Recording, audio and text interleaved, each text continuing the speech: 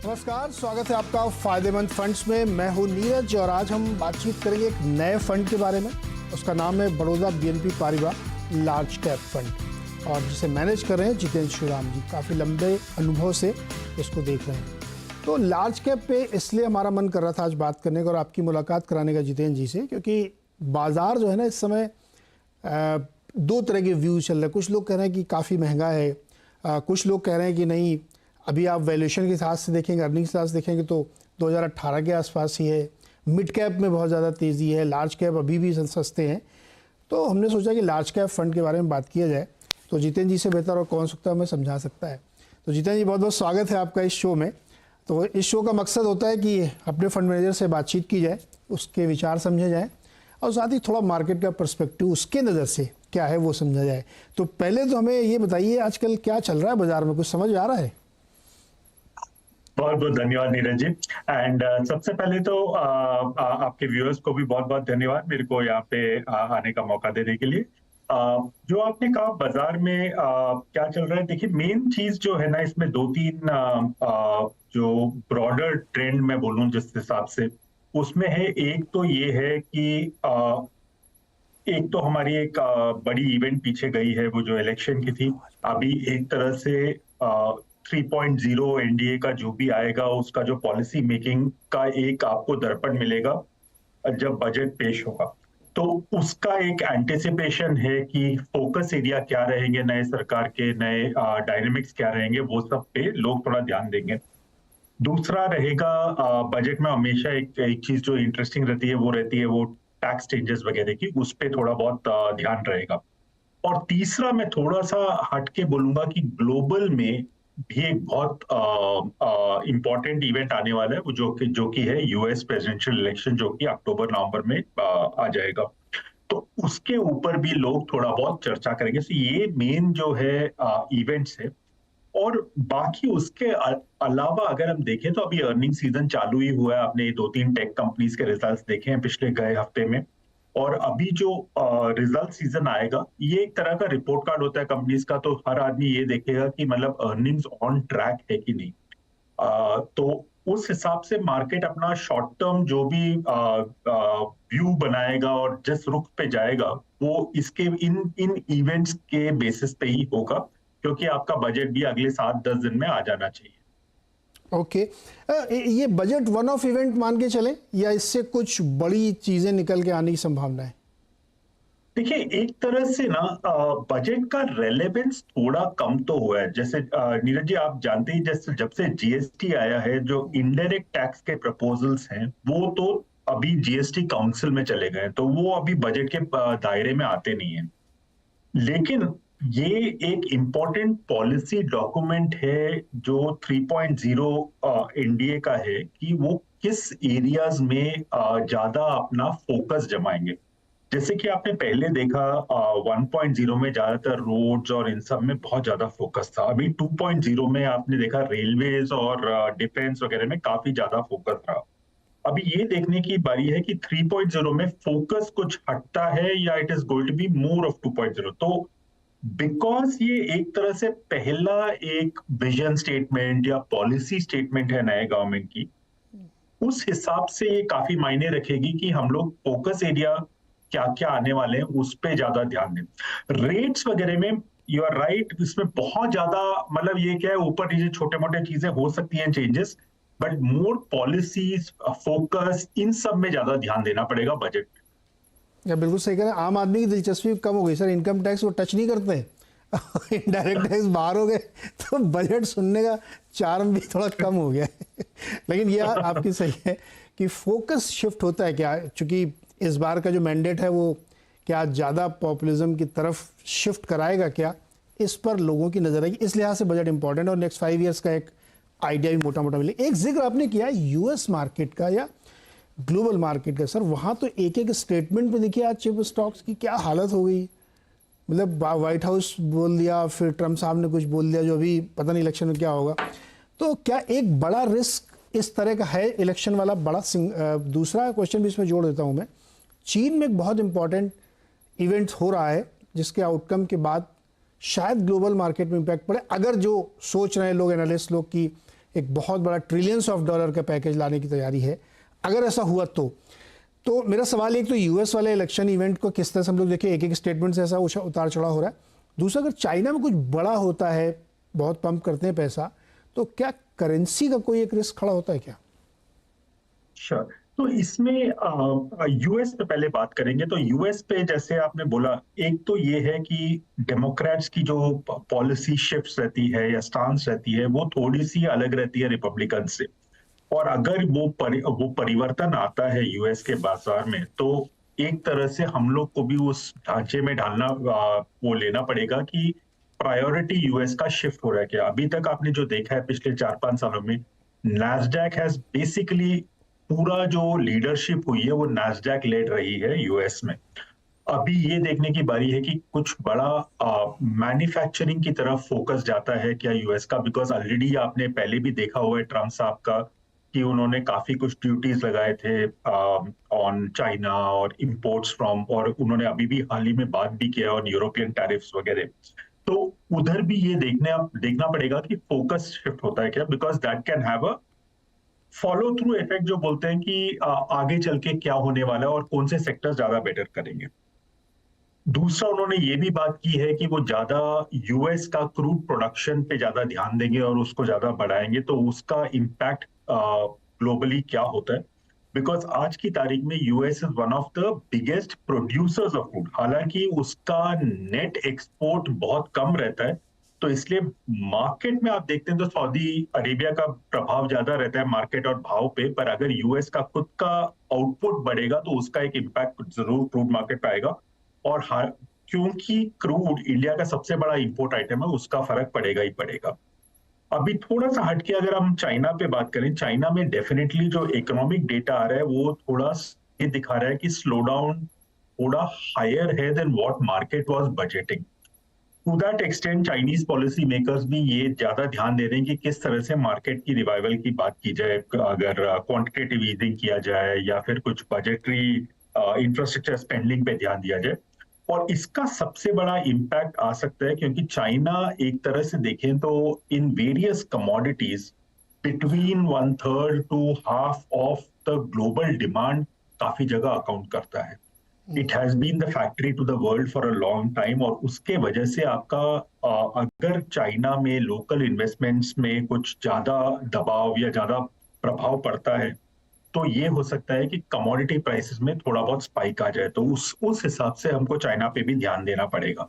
और आपने जो कहा कि वहां पे काफी ये ट्रिलियंस की बात हो रही है और ये सब, वो हम लोग को ध्यान में रखना पड़ेगा उसके हिसाब से। इंटरेस्टिंग। तो ये दो बड़े इवेंट हैं ग्लोबली जो शायद क्या मतलब पक्के तौर पे मार्केट को इम्पैक्ट करेंगे ही, क्योंकि दो बहुत बड़े मार्केट हैं और भारत का उनसे सीधे लेना देना है। तो अब बात करेंगे Baroda BNP Paribas large cap fund के बारे में, जिसे जितेंद्र जी मैनेज करते हैं। जितेंद्र जी, एक बड़ी दुविधा हमारे दर्शकों के मन में, ज़्यादा थ्रिलिंग रैली मिड कैप में चलती है लार्ज कैप वाले बहुत अच्छी क्वालिटी के स्टॉक ले स्लो लो चलते हैं। तो एक मन होता है कि सेफ्टी ध्यान रखना चाहिए, कभी भी एक्सीडेंट हो सकता है। तो क्या इस वक्त लार्ज कैप स्टॉक्स में निवेशित रहना ज़्यादा बेहतर है बनिस्बत मिड कैप के, हालांकि अर्निंग्स उनकी आउट परफॉर्म करी लार्ज कैप को? श्योर। आपने एक बड़ा इंटरेस्टिंग सवाल पूछा है इसमें, क्योंकि इसमें क्या है, आप एक टीम में, अभी जैसे हाल ही में हम लोग क्रिकेट जीते तो क्रिकेट का एक एग्जांपल इसमें बनता है थोड़ा, जी। क्योंकि आप एक पूरी टीम फुल सहवाग जैसे प्लेयर से नहीं भर सकते हैं तो क्या है, एक स्टेबिलिटी की भी जरूरत होती है, क्योंकि आपको एक तरह से एक सॉलिड, जैसे एक राहुल द्रविड़ टाइप के प्लेयर की भी जरूरत होती है, क्योंकि कभी पिच उटपटान हो या बॉलिंग उटपटान हो तो you need somebody who is able to defend very well also. खाली एग्रेशन हर टाइम पे काम नहीं आते। So, not to take anything from the talent and capability of these players, but just I'm saying the style is different. तो इसके लिए मैं ये कहूंगा कि जो लार्ज कैप सेगमेंट है वो बेसिकली एक तरह से mister dependable of the investment world है, क्योंकि जो एक यहाँ पे जो कंपनीज हैं इन्होंने ये लार्ज कैप बने हैं क्योंकि ये काफी तप के आए हैं, काफी सारी साइकिल्स देखी उन्होंने। आप पिछले 25-30 साल की ले लीजिए, एशियन क्राइसिस हुआ, उसके बाद टेक का मेल्टडाउन हुआ, उसके बाद ग्लोबल फाइनेंशियल क्राइसिस हुआ, उसके बाद टेपर टैंट्रम हुआ, फिर कोविड जो हाल ही में हुआ, ये इतने सारे साइकिल को झेल के तब के उससे निकले हैं और तब जाके इतनी बड़ी कंपनियां हुई हैं। तो इनके पास वो क्षमता रहती है कि ये कुछ भी अप्स एंड डाउन्स आती हैं आपके बिजनेस में, तो वो सहन करने की एक क्षमता रहती है। काफी कुछ जो mid cap and small cap में रहता है वो एक तरह से क्या होता है, एक दे हैव कुछ कुछ कंपनीज में ये रहेगा कि उन्होंने बहुत सारी एडवर्स साइकिल्स नहीं देखी होंगी क्योंकि नए नए आए हैं, या कभी कभी ये होता है कि वो काफी मतलब whenever times go bad, वो उतना अच्छा परफॉर्म नहीं कर पाते। तो from that aspect large cap is something that one definitely needs to have in the portfolio. और दूसरा एक इंटरेस्टिंग चीज जो ध्यान में रखेंगे कि एक है कि एक पैसिव की जो शेयर है, जो इंडेक्स फंड होते हैं, ईटीएफ फंड होते हैं, इनकी जो मात्रा है मार्केट में वो बढ़ती जा रही है। और टिपिकली जैसे जैसे आपका ईपीएफओ ज्यादा पैसा डालता है या फिर एनपीएस के पैसे आते हैं बाजार में या ग्लोबल ईटीएफ्स के पैसे आते हैं, वो ज्यादातर ये लार्ज कैप इंडेक्सेस की तरफ ही उनका झुकाव रहता है और उनको ज्यादा प्रभावित करता है। और उसी के साथ साथ एक और जो चीज जो ऐड हो रही है वो ये है कि लास्ट 2-3 साल में आपका मेन जो मार्केट को चला है वो लोकल पैसा है। फॉरेन पैसा has been far more limited in this period because dollar बहुत स्ट्रांग रहा, विच मेंट कि आपका जो फ्लो जो इमर्जिंग मार्केट को आता था वो उतना ज्यादा हद तक स्ट्रांग नहीं रहा। नाउ अब आप एक तरह से उस सिचुएशन में पहुंच गए जब globally central banks are going to cut rates. ECB ने तो आपको एक झलक दिखाई दिया लास्ट महीने जब उसने रेट काटा। Some time in future Fed भी काटेगा, बोलो 2 क्वार्टर 3 क्वार्टर जो भी आपका अनुमान रहे। जब ये कट आएगा तो आपका एक तरह से डॉलर की स्ट्रेंथ कम होगी और उसके हिसाब से आपका फ्लो इमर्जिंग मार्केट की तरफ आएगा। और जब फॉरेन मनी आता है वो typically more large cap polarise रहता है बिकॉज उनको क्या है, 25 मार्केट में इन्वेस्ट करना है, वो हर जगह इतना डेप्थ में जा नहीं सकते, वो टिपिकली हर बाजार का जो मेन लीडर्स रहते हैं उन पे इन्वेस्ट करते हैं। तो मेरे हिसाब से लार्ज कैप का एक केस अच्छा खासा बना हुआ है क्योंकि उनके लिए नेक्स्ट 2-3 साल के लिए काफी काफी डिसेंट ड्राइवर्स है इन सब चीजों से विच शुड बेनिफिट। आप ये कह रहे हैं कि सास भी कभी बहू थी, तो उसका जमाना गया नहीं है। एक क्वेश्चन जितेंद्र जी, जो आपके बोर्ड रूम में डिस्कस होता होगा, अभी देखिए ना जमाना कैसे बदल रहा कल्चरली। आप लोग भी इन्वेस्टर साइकोलॉजी को ध्यान में रखते हुए अपने प्लान्स बनाते होंगे। अब वर्ल्ड मतलब 5 डे मैच के बजाय लोग T20 में ज़्यादा फोकस, उसी में ज़्यादा पैसा बन रहा है लोगों का। रील्स में लोगों का फोकस है, बड़े बड़े शोज़ में किसी का इंटरेस्ट नहीं है। आपने देखा कॉफ़ी की दुकानें बहुत हैं, चाय के इतने बड़े बड़े ब्रांड नहीं, इंस्टेंट कॉफ़ी का ज़माना है। फास्ट फैशन का मार्केट $10 बिलियन से $50 बिलियन की तरफ बढ़ रहा है। F&O का वॉल्यूम इक्वल टू US हो गया है। तो एक जो सीरियस नोट पे एक जो साइकोलॉजिकल चेंज आ रहा है इन्वेस्टर्स के दिमाग में, लोगों के दिमाग में, इसको एड्रेस कैसे किया जाए? क्योंकि हम ये चाहते हैं कि सेफ्टी ज़रूरी है। हो सकता है कि कई बार बबल होते हैं, लेकिन सेफ्टी बहुत ज़रूरी है क्योंकि आप वेल्थ क्रिएशन की जर्नी में जब जाते हैं तो थोड़ा सा आपको संजीदा होना चाहिए। लेकिन ये सब चीज़ें हो रही हैं हमारी सोसाइटी में, तो आप लोगों के यहाँ डिस्कस ज़रूर होता होगा बोर्ड रूम में कि यार ये सब नया ट्रेंड निकल के आ रहा है, तो वो कैसे आप लोग एड्रेस करते हैं? इसमें देखिए मैं तो एक चीज सिंपल बोलूंगा कि अगर आप फुल टाइम मार्केट देख रहे हैं या आपको उसकी समझ है, तब आप ये डेफिनेटली ये जैसे F&O सेगमेंट हुआ या जो भी हायर वॉलेटाइल सेगमेंट हुआ वो आप कर सकते हैं। क्योंकि मेनली देखिए आपने क्या किया, आपने ₹10 के सामने ₹50 का या ₹40 का एक्सपोजर ले लिया। तो मॉनिटरिंग इसमें बहुत जरूरी है। काफी लोग क्या करते हैं, वो उनकी एक तरह से ना इक्विटी मार्केट इन्वेस्टमेंट एक हॉबी रहती है और वो जब आ जाते हैं F&O में, then it becomes very risky क्योंकि आप ना तो मॉनिटर कर रहे हो उस फ्रीक्वेंसी या उस डेप्थ से जो कि जरूरी है इन सब चीजों के लिए।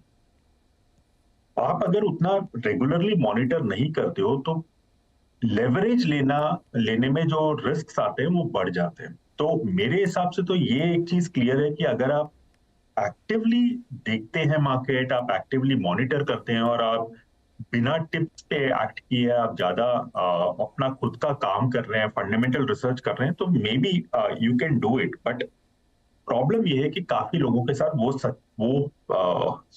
सत्य नहीं होता है, वो लोग इतना ज्यादा ध्यान नहीं देते हैं और बेसिकली जो भी विस्पर घूम रहा है या ट्रिप टिप घूम रहा है उसके बेसिस पे इन्वेस्ट कर देते हैं, और प्रॉब्लम होता है कि फिर वो एक्सपीरियंस खराब हो जाता है आपका, क्योंकि कहीं ना कहीं जाके वो तकलीफ देके जाता है। To that extent I would say that if आप इतना रेगुलर नहीं है मार्केट देखने में, तो it makes sense to be more longer term investor rather than going into what is fashionable today. जैसे आपने बोला, ये जो हाई फैशन और क्विक फैशन का जमाना हो गया, वो एक तरह से एक लालच हो गया है कि मैं जल्दी से जल्दी जितना पैसा बनाऊं, बट वो उसमें वही होता है कि आप छुरी से खेलोगे तो हाथ कटने का भी चांस उतना ही रहता है उसमें। बिल्कुल। तो ध्यान तो आपको रखना ही पड़ेगा। नहीं नहीं, इसमें कोई शक नहीं कि देखिए पेशेंस हमेशा पे करता है, और इक्विटी मार्केट में तो डेफिनेटली बहुत ज़रूरी है कि आप समझदारी दिखाएं। यहाँ पे लेते हैं छोटा सा ब्रेक, और जब ब्रेक से वापस आएंगे तो उन सेक्टर्स की बात करेंगे जहां पे ये फंड अंडरवेट या ओवरवेट है। एक बार फिर से स्वागत है आपका फायदेमंद फंड्स में, और आज हम बातचीत कर रहे हैं Baroda BNP Paribas large cap fund के बारे में। तो जितेंद्र जी, फिर आपके फंड में हम लोग देखें कि किस सेक्टर पे आप ज़्यादा ओवरवेट हैं, क्योंकि इस समय लार्ज कैप में चॉइसेस भी थोड़ी सीमित हो जाती हैं। तो फिर किस तरीके की थीम्स, किस तरह के सेक्टर्स को आप मानते हैं कि यहाँ से आगे जाते हुए आउट परफॉर्म करेंगे वो? तो इसमें हम लोग जो अभी जैसी हमारी पोजीशनिंग है, फर्स्ट ऑफ ऑल मैं ये कहूंगा कि हम लोग का कंज्यूमर डिस्क्रिशनरी काफी अच्छा लगता है, जिसमें सबसे बड़ा रहता है ऑटो रहता है, फिर कंज्यूमर ड्यूरेबल्स वगैरह भी आते हैं इसमें। वो एक सेक्टर है जिसमें हम लोग को, जैसे ऑटोज में एक्सपोर्ट अपॉर्चुनिटी हम लोग को बढ़ते हुए दिख रही है। ऊपर से एक तरह का वैल्यू माइग्रेशन भी हो रहा है, क्योंकि जैसे आपकी गाड़ियां मूव कर रही हैं आईसी से हाइब्रिड, हाइब्रिड से ईवी, उसके वजह से एक तरह का बिजनेस ट्रैक्शन इंप्रूव हो रहा है इन सब कंपनीज में। सो वो हम लोग को काफी ठीक लगता है। सेकेंड मैं बोलूंगा कि हम लोग को यूटिलिटीज एक दूसरा सेक्टर है जो काफी अच्छा लग रहा है। आपने हाल ही में रिपोर्ट्स भी पढ़े होंगे, पेपर में काफी आर्टिकल भी आए थे, जैसे कि पीक डिमांड इस साल समर में हम लोग, भारत की जो पीक डिमांड थी वो 250 या 245 गीगावाट तक चली गई थी। तो डिमांड जो है वो काफी अच्छी है पावर की। और आपका बीच में क्या हुआ, एक फेज आ गया था कोविड के टाइम पे, जब आपने बहुत सारी कैपेसिटी नहीं लगाई, तो उसके वजह से सिचुएशन काफी टाइट है डिमांड सप्लाई की, और वो भी एक बेनिफिट आ रही है यूटिलिटी कंपनीज को। तो उसका जो पूरा इकोसिस्टम है वो भी हम लोग को अच्छा लगता है। ओवरऑल मैं अगर बोलूं, इंडस्ट्रियल्स हमारा थर्ड ओवरवेट है, बट ये एक ऐसा ओवरवेट है जहां पे हम हमारी ओवरवेट पोजीशन थोड़ी काट रहे हैं। बिकॉज ऐसा देखिए, ग्रोइंग इकोनॉमी में हर कुछ ठीक करेगा, लेकिन प्रॉब्लम आती है कुछ कुछ जगह वैल्यूएशंस कभी कभी they run ahead of the fundamentals. अभी जैसे वैल्यूएशंस की बात करेंगे तो इंडस्ट्रियल्स में कुछ कुछ पॉकेट्स हैं, जैसे डिफेंस हुआ या रेलवेज हुआ, जहां तो जो हमको लगता है कि उसमें काफी कुछ गुड न्यूज ऑलरेडी डिस्काउंट हो चुकी हैं स्टॉक्स में, और उसमें काफी मतलब रिस्क ज्यादा हो गए on the risk return matrix. हम लोग को पावर सेगमेंट अभी भी ठीक लगता है, इंडस्ट्रियल सेगमेंट अभी भी ठीक लगता है, तो हम लोग थोड़ा सा उधर बदलाव भी ला रहे हैं, और उसके साथ साथ थोड़ी सी हमने ओवरवेट पोजीशन भी काटी है। दूसरा, अभी हम बात करते हैं अंडरवेट पोजीशंस की। फाइनेंशियल्स हमारी सबसे बड़ी अंडरवेट पोजीशन है आज की तारीख में, क्योंकि जिस हिसाब से आपने देखा है कि आरबीआई एक तरह से कंसर्न व्यक्त कर रहा है कि क्रेडिट डिपॉजिट रेशियोज बहुत अधिक है सिस्टम में, आपको थोड़ा उसको टोन डाउन करना पड़ेगा। दूसरा, आपने इलेक्शन के बाद एक और चीज भी देखी होगी कि आपका खरीफ का प्राइसिंग आया, जिसमें थोड़ा बहुत बढ़ावा आया। उसके अलावा दूध के भाव बढ़े। दूसरा, अभी आगे चल के जैसे पावर के भाव बढ़े हैं या गैस प्राइसेस के भाव बढ़े हैं, इन सब की वजह से हम लोग को लगता है कि प्राइमरी आर्टिकल्स इन्फ्लेशन जो है वो थोड़ा सा एलिवेटेड ही रहेगा नियर टर्म, और उसके वजह से आपका जो रेट ईजिंग की जो स्टोरी थी बैंक्स में, वो इतनी जल्दी नहीं आने वाली है। तो उसके वजह से हम लोग उसमें अंडरवेट है। दूसरा एक और अंडरवेट मैं कहूंगा कंज्यूमर स्टेपल्स पे है। हालांकि ये हम लोग रिव्यू कर रहे हैं, बिकॉज पिछले 2 साल से because of a weaker monsoon, थोड़ा सा जो प्रॉब्लम्स रही उसके वजह से आपका rural side was not doing as well. लेकिन अब जो हो रहा है कि मॉनसून इस साल, जो फोरकास्ट दोनों एजेंसीज ने किया, आईएमडी और स्काईमेट ने, उनके हिसाब से मॉनसून नॉर्मल रहनी चाहिए।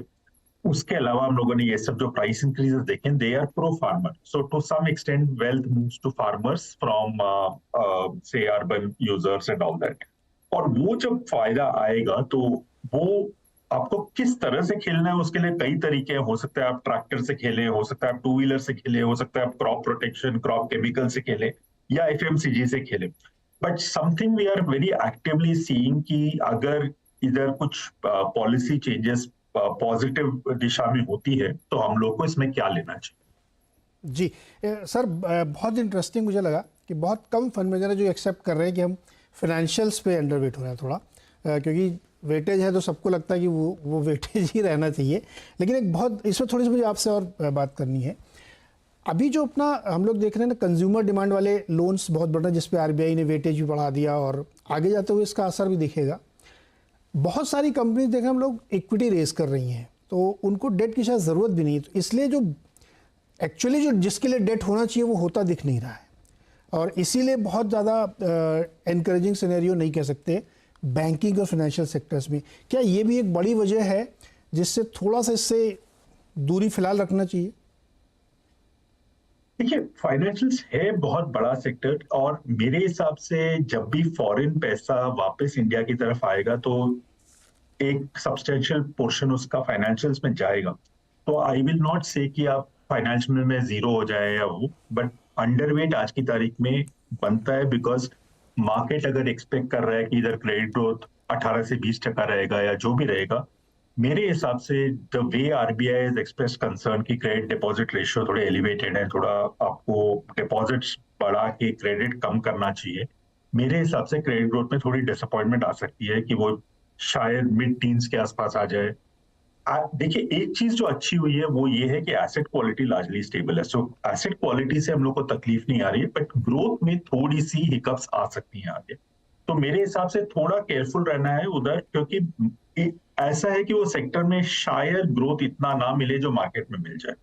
तो to that extent we think यहाँ पे underweight stance is justified to that extent. Correct. तो खर्चा कम अगर करेंगे तो बैलेंस शीट अच्छी रहेगी, ये तो बात पक्की है। अच्छा, एक और सेक्टर सर, आईटी, ये थोड़ा समझ में कम आता है, क्योंकि एक दौर था कोविड समय बहुत चला ये, फिर उसके बाद ठहर गया, फिर लोगों ने कहा कि अब यूएस में डिस्क्रिशनरी स्पेंडिंग नहीं, वहाँ का बीएफएसआई ठीक नहीं कर रहा है, आए फिर लोग एआई की तरफ चले गए, तो एक लंबा दौर इन्होंने गुजार लिया है। हालांकि वैल्यूएशन के लिहाज से सस्ते नहीं हैं, अभी भी बड़े स्टॉक्स जो हैं वो रिच वैल्यूएशन पे दिखते हैं, क्योंकि ग्रोथ तो 4-5, 3-4% की है, और आप वैल्यूएशन मांग रहे हैं 30, 40, 25, इससे कम चाहिए नहीं किसी को। तो क्या ये सेक्टर भी अंडरवेट रहने के एकदम परफेक्ट है और अभी साल 2 साल इसमें कुछ नहीं होना है? इंटरेस्टिंग सवाल पूछा आपने, क्योंकि मैं ये कहूंगा कि पिछले 1-1.5 साल से हम लोग भी इसमें अंडरवेट थे, लेकिन अभी हम लोग को लग रहा है कि इधर शायद एक बॉटमिंग आउट फेज आ रहा है, तो हम लोगों ने अंडरवेट काटा है इधर। हम लोग अभी ज्यादा न्यूट्रल की तरफ जा रहे हैं इधर इस सेक्टर में, क्योंकि देखिए इसमें काफी टाइम हो गया, जैसे आपने कहा कि काफी टाइम से वो ज्यादा सेक्टर चला भी नहीं है। और कोविड में क्या हुआ, एक बड़ा बूस्ट आया, क्योंकि आपके पास आपको मार्केटिंग, सेल्स एंड मार्केटिंग की एक्सपेंस बिल्कुल आपकी ना के बराबर हो गई, क्योंकि आप ना ट्रैवल कर सकते थे और ना ऑफिस चल रहे थे उस टाइम पे, सो आपने सब कुछ वर्क फ्रॉम होम कर दिया वहां पे। उसके वजह से आपका काफी खर्चे बच गए, मार्जिन शूट अप हो गए, और उसका गेन आपको 1-2 साल तक दिखा।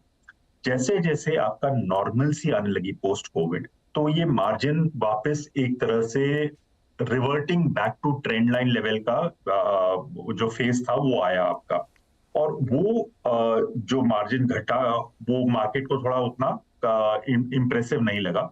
साथ में आपका ग्रोथ भी थोड़ा बहुत ईट अप हो गया, क्योंकि आपने जैसे कहा एआई आ गया या ये सब आ गया, नए एरियाज आ गए, तो उसके वजह से वो भी चेंज हो गया। But what we are feeling is कि इतना टाइम ये नहीं चला है, और अभी क्या है, धीरे धीरे at least if we look at order flows, we are starting to see 2 major जो अर्ली इंडिकेटर रहते हैं। वो एक है कि ऑर्डर फ्लोज पिकअप हो जाएं, जो कि होने चाहिए, और जैसे जैसे यूएस में रेट कट आएगा, थोड़े बहुत ऑर्डर्स का केपेक्स की तरफ झुकाव भी ज्यादा रहेगा, so people will conclude more orders and all that. दूसरा जो रहता है कि एक दूसरा इंडिकेटर रहता है कि how is staffing shaping up. और हम लोग को लग रहा है कि जो डेटा पॉइंट्स आ रहे हैं स्टाफिंग के, people have again slowly started recruiting back from the last year, जब आप हर क्वार्टर देखते थे कि पीपल वेयर रिड्यूसिंग वर्कफोर्स। अभी क्या है, वो एक तरह से बेस फॉर्म हो गया और अभी से यहाँ से थोड़ा बहुत एडिशन आ रहा है। तो हम लोग को दोनों वजह से लग रहा है कि टेक प्रॉबेबली एक बॉटमिंग आउट फेज में, शायद एक आध क्वार्टर और ऐसे ही गुजारे साइडवेज, बट इवेंचुअली थोड़ा ग्रोथ पिकअप आएगा, तो इसमें थोड़ी बहुत पॉजिटिविटी आनी चाहिए। ओके सर, एक फार्मा वाला सेक्टर बहुत बड़ा है और उसमें तो बड़ा बड़ा मुश्किल होता होगा लोगों को समझने में भी कि किधर जाएं उसमें। क्या वहाँ पे कोई बड़ी स्टोरी डेवलप होती हुई दिख रही है आपको, कंसिडरिंग कि यूएस में भी एक चेंज आने वाला है या आ सकता है और अपने डोमेस्टिक प्लेयर्स में? हाँ, इसमें एक जो यूएस के साइड से मेरे हिसाब से दो चेंजेस आ रही हैं। एक तो ये चेंज है कि एक टाइम पे हम लोग जब वो एपीआई की बात करते हैं, जो एक्टिव फार्मास्यूटिकल इंग्रेडिएंट जो मेन रहता है, जो इंडियन कंपनी सप्लाई करती हैं, उनमें annual double digit price erosion हो रहा था। आज की तारीख में वो प्राइस इरोशन कम होके तकरीबन सिंगल डिजिट्स में आ गया है। तो जो मार्केट एक तरह से अजम्पशन लेके बैठी थी कि हर साल डबल डिजिट फॉल आएगा एपीआई प्राइसिंग में, रुपीस पर केजी या डॉलर पर केजी, जैसे भी आप गिन लें, वो प्राइस कटौतियां जो है वो कम हो गई हैं, तो वो एक पॉजिटिव है। दूसरा एक और फैक्टर जो एक पोटेंशियल रखता है पॉजिटिविटी के लिए, वो ये है कि यूएस में कंसिडरेशन है कि हम लोग चाइना से जितना खरीदते हैं उसको हम कम करें, मात्रा कम करें over a period of time. अगर वो एक्टिवली कंसिडर होता है, and specially it is more relevant because वहां पे एक चेंज ऑफ एडमिनिस्ट्रेशन भी होने वाला है, अगर वो होता है तो it can be very interesting to see because India is one of the largest API suppliers in the world. So what could be actually disadvantage China could become advantage India. तो अगर वो दोनों ट्रिगर प्ले आउट होती है तो pharma में काफी positive sentiment आ सकती है। तो that is something we have to keep in mind. मेरे पास आज की तारीख में ये सारे जवाब है नहीं कि वो रेगुलेशन कैसे प्ले आउट करेगा या क्या है, but I would definitely keep it on my radar at this point of time. Okay Jitendra sir, बहुत मज़ा आया बातचीत करके आपसे और बहुत सारी क्लैरिटी। तो जो इसके निवेशक फंड वाले लोग हैं, दर्शक लोग, वो उनको मज़ा आता है जो कि उनको अपॉर्चुनिटीज़ कम मिलती है कि वो अपने फंड मैनेजर की सीधे सीधे सुने। तो आई होप कि आप लोगों को बहुत कुछ समझ में आया होगा, सीखने को मिला होगा मार्केट और फंड के बारे में। सर बहुत बहुत शुक्रिया हमारे साथ जुड़ने के लिए और बहुत शुभकामनाएं आपको। बहुत बहुत धन्यवाद आपको भी, थैंक यू सो मच। तो ये था इस हफ्ते का फायदेमंद फंड। अगले हफ्ते एक और नए फंड और फंड मैनेजर से आपकी मुलाकात होगी। तब तक के लिए हमें इजाज़त दीजिए। नमस्कार।